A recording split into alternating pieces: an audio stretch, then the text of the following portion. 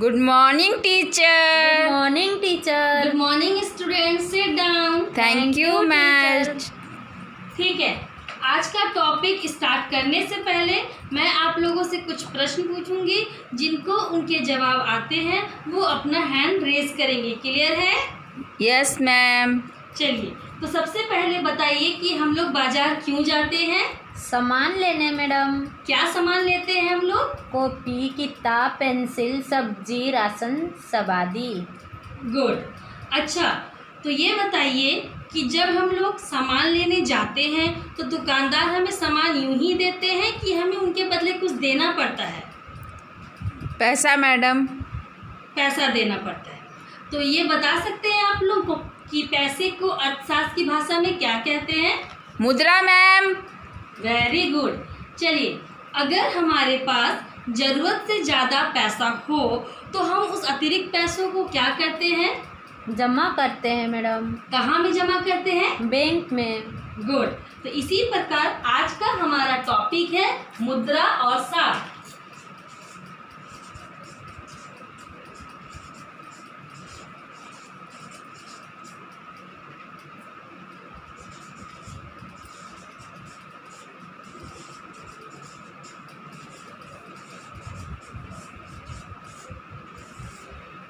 मुद्रा और साख के अंदर हम मुद्रा के बारे में अध्ययन करेंगे। तो मुद्रा क्या है?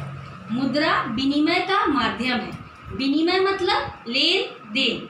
जैसे हम बाजार गए, वहाँ से रुपया दिया, उन्होंने हमें सामान दिया, तो ये हो गया लेन देन। इसे ही कहते हैं विनिमय।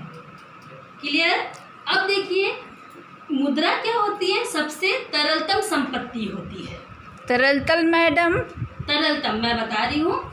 तरलतम का मतलब होता है जो हर जगह स्वीकार्य हो, या बोल सकते हैं एक्सेप्टेबल, जिसको हम लोग हर जगह आसानी से इस्तेमाल कर सकते हैं। हमें कुछ चीज़ की ज़रूरत है, पैसा निकाला, सामान खरीद लिया। कुछ खाने का इच्छा किया, पैसा निकाला, सामान खरीद लिया। ऐसे अभी मैं मुद्रा के विभिन्न प्रकारों का वर्णन करूँगी। तो मुद्रा के जितने भी प्रकार होते हैं उसमें मुद्रा ही सबसे तरलतम संपत्ति है। और मुद्रा को हम लोग क्या कहते हैं? इसीलिए कह सकते हैं कि मुद्रा विनिमय का माध्यम है। समझ आया? जी मैडम। जी मैडम। तो मुद्रा क्या है? मुद्रा विनिमय का माध्यम है। गुड। अब हम आज अध्ययन करेंगे मुद्रा के प्रकार।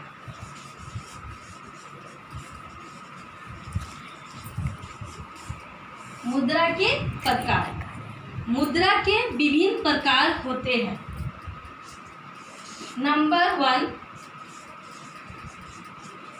वस्तु मुद्रा। तो ध्यान दीजिए, नंबर 1 वस्तु मुद्रा।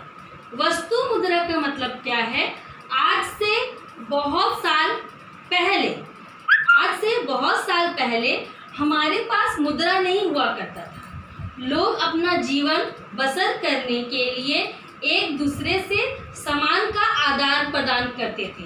जैसे कि मान लीजिए किसी के पास धान है, जैसा कि आप यहाँ मॉडल में भी देख सकते हैं। किसी के पास धान है तो वो क्या करेगा? मटके वाले के पास जाएगा और उससे धान देगा और उससे मटका लेगा। इसी तरीके से सब्जी वाला क्या करेगा? दूध वाले के पास जाएगा, उसको सब्जी देगा और उससे दूध लेगा। इस तरीके से लोग अपना जीवन बसर करते थे। तो इसे ही हम कहते हैं वस्तु मुद्रा। वस्तु मुद्रा के अंतर्गत बहुत सारी चीज़ें आ सकती हैं, जैसे धान, गेहूँ, फल, तंबाकू, पशु, कपड़ा आदि। और वस्तु मुद्रा को हम लोग वस्तु विनिमय प्रणाली भी कहते हैं, क्योंकि हम लोग वस्तुओं के द्वारा लेन देन या आदान प्रदान करके अपनी आवश्यकताओं को पूरा कर रहे हैं। तो वस्तु मुद्रा में किसी को डाउट? नहीं मैडम। नहीं मैडम। वस्तु मुद्रा के 2 उदाहरण दीजिए। धान, गेहूँ, फल। गुड। नेक्स्ट, उसके बाद नंबर 2 धात्विक मुद्रा।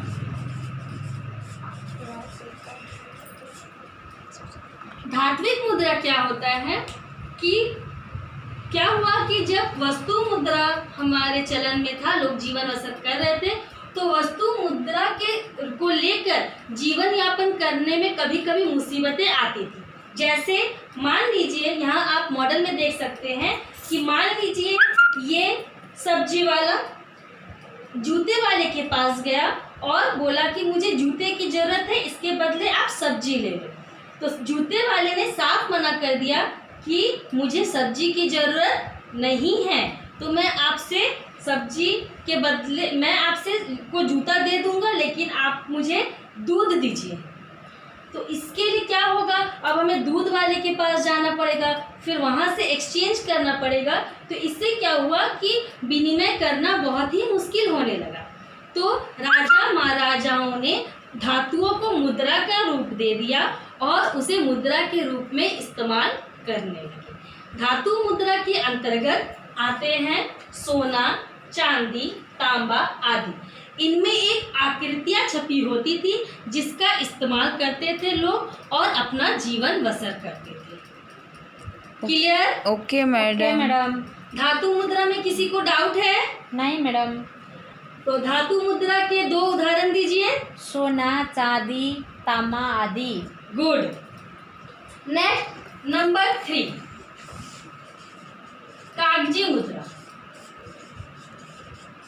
कागजी मुद्रा क्या होता है? जैसे आप लोग सब इससे रूबरू हैं, हम लोग बाजार जाते हैं तो रुपया का इस्तेमाल करते हैं कि नहीं? जी मैडम। तो वो जो रुपया है वो कागजी मुद्रा के ही उदाहरण है। कागजी मुद्रा को हम लोग फिएट मुद्रा भी कहते हैं। फिएट मुद्रा मैम? जी, फिएट मुद्रा क्या होता है?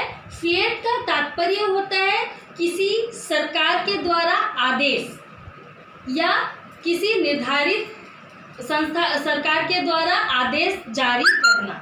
जैसे कि आप यहाँ मॉडल में देख सकते हैं, ये है कागजी मुद्रा। ये बहुत सारी मुद्रा है, तो ये सिर्फ एक कागज का वैल्यू 2000 तो नहीं हो सकता। तो क्या हुआ, ये सरकार के द्वारा ये कह दिया गया कि जब पेपर में इस तरह के प्रिंट हो तो उसे हम 2000 कहेंगे, मतलब उसका जो मूल्य है वो 2000 हो जाएगा। इसीलिए हम लोग इसे फिएट मुद्रा भी कहते हैं। और हम लोग इसके अंदर का बहुत सारे, अभी जितने भी रुपया पैसा है, 10 का बोलिए, 50 का बोलिए, 60 का बोलिए, सारे ही कागजी मुद्रा के उदाहरण हैं। इसके अलावा कागजी मुद्रा जो होते हैं वो निर्धारित देश में ही लेन देन किए जाते हैं। जैसे मान के चलिए कि यहाँ पे रुपया, डॉलर, यूरो आदि बहुत सारे ही मुद्रा के रूप है, लेकिन हम लोग इंडिया में सिर्फ रुपया का ही इस्तेमाल करते हैं। अगर हम लोग इंडिया से बाहर जाएंगे तो हम लोगों को उस जगह में जिस मुद्रा का व्यापार चलता है या जिस मुद्रा को हम लोग महत्व देते हैं, उस मुद्रा का ही हम लोग के द्वारा ही हम लोग लेन देन कर सकते हैं। क्लियर? Okay madam. कि डाउट है तो मैं दोबारा समझाऊंगी।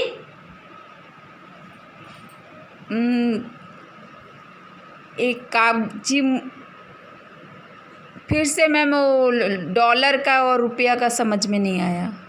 जी, जैसे कि कागजी मुद्रा के उदाहरण है रुपया, डॉलर, यूरो।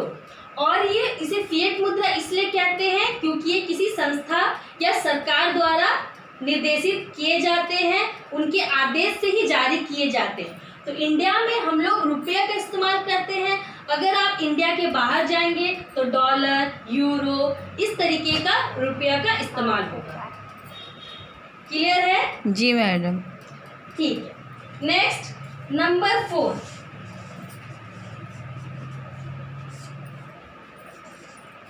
बैंक मुद्रा।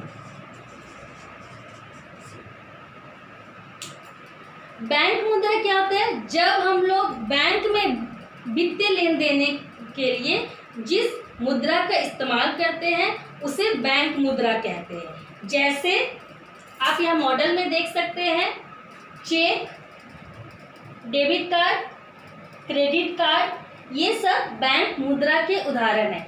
क्योंकि इससे क्या होता है कि वित्तीय लेन देन करना बहुत ही आसान होता है बैंकों में। और हम लोग बैंक मुद्रा को प्लास्टिक मुद्रा भी कहते हैं, और प्लास्टिक मुद्रा के अंतर्गत आते हैं डेबिट कार्ड और क्रेडिट कार्ड। क्लियर है? जी इतना में मैडम। किसी को डाउट? जी मैडम। अब देखिए, तो इसी प्रकार सबसे पहले हम लोग किस मुद्रा का इस्तेमाल करते थे? वस्तु मुद्रा का। वस्तु मुद्रा। वस्तु मुद्रा के बाद कौन सी मुद्रा आई? धातु मुद्रा। धात्विक मुद्रा के बाद आई कागजी फिएट मुद्रा, जो अभी तक हम लोग इसका इस्तेमाल करते हैं। जी और मैडम। इसके अलावा हम लोग बैंक मुद्रा का भी इस्तेमाल करते हैं वित्तीय लेन देनों को करने के लिए। इतना में किसी को डाउट? नहीं मैडम। क्लियर है? जी मैडम। देखिए, अब क्या हुआ कि अब हम लोगों के पास पैसे तो आ गए, तो अब हम लोग के पास अतिरिक्त पैसे हैं, तो उसका हम लोग कैसे इस्तेमाल करेंगे? तो इसके लिए बैंकों में निक्षेप करना बहुत जरूरी है। तो नेक्स्ट अब हम लोग पढ़ेंगे बैंकों में निक्षेप।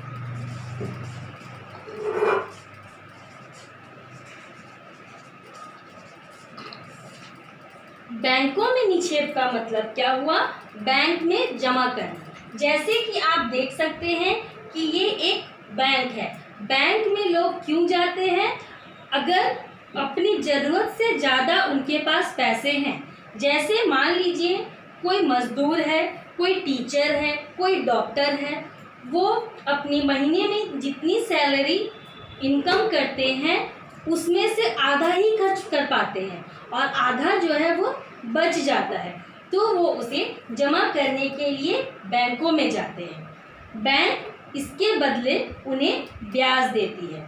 तो इस प्रकार बैंकों में रुपया रखना सुरक्षित है, क्योंकि हम लोग घर में इतने सारे रुपए तो नहीं रख सकते हैं। उससे क्या होने का खतरा रहेगा? चोरी होने का। जी, चोरी होने का। इसीलिए हम लोग बैंकों में जाते हैं, पैसा जमा करते हैं, और उसके बदले हमें क्या मिलता है? ब्याज मिलता है। और हम लोग को ये सुविधा भी दी जाती है कि हम लोग अपनी आवश्यकता के अनुसार बैंक से पैसे निकाल सकें। जैसे कि मान लीजिए आपके बैंक में 10,000 रुपये हैं और आपको 2,000 की ज़रूरत है, तो हम बैंक में जाकर अपने खाते से आसानी से 2,000 रुपये निकाल सकते हैं।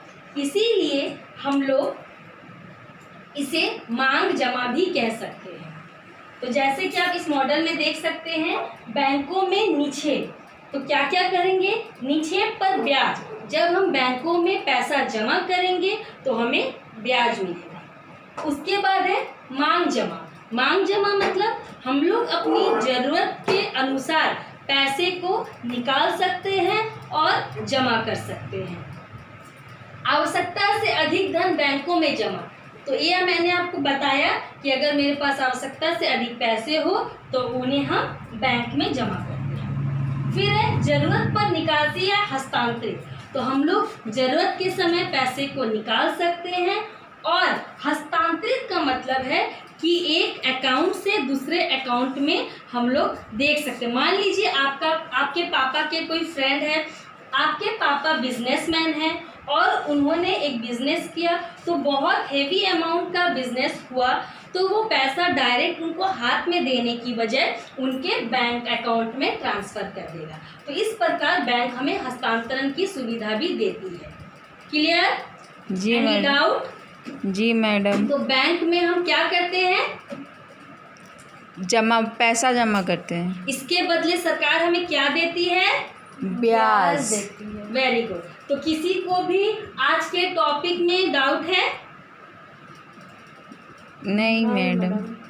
Okay, clear. तो अब मैं कुछ प्रश्न पूछूंगी, उनके जवाब आप लोग दीजिएगा। मुद्रा क्या है? विनिमय का माध्यम है। ओके। धात्विक मुद्रा के 2 उदाहरण दीजिए। सोना, चांदी, तांबा आदि। प्लास्टिक मुद्रा किसे कहते हैं? क्रेडिट कार्ड और डेबिट कार्ड। गुड। कागजी मुद्रा का और एक नाम क्या है? फिएट मुद्रा। Very good, clear. तो चलिए सब कोई अपना कॉपी निकालिए, मैं होमवर्क दे रही हूँ, उसे नोट डाउन कीजिए। Okay okay madam. चलिए क्वेश्चन नंबर 1। क्वेश्चन नंबर 1 लिखिए। जी मुद्रा के कितने रूप होते हैं? क्वेश्चन नंबर 2, मुद्रा का अर्थ बताइए।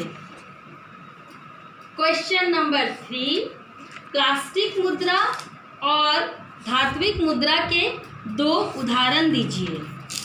क्वेश्चन नंबर 5, मांग जमा से आप क्या समझते हैं? इसे एक उदाहरण के द्वारा अपने शब्दों में लिखिए। सबने इसे लिख लिया? लास्ट वाला मैडम। लास्ट वाला, मांग जमा से क्या समझते हैं? इसे अपने शब्दों में उदाहरण के द्वारा समझाइए।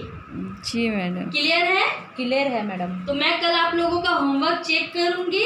सब कोई होमवर्क बना के आना। Okay okay madam. Bye. Bye madam. Thank you madam. Thank you madam.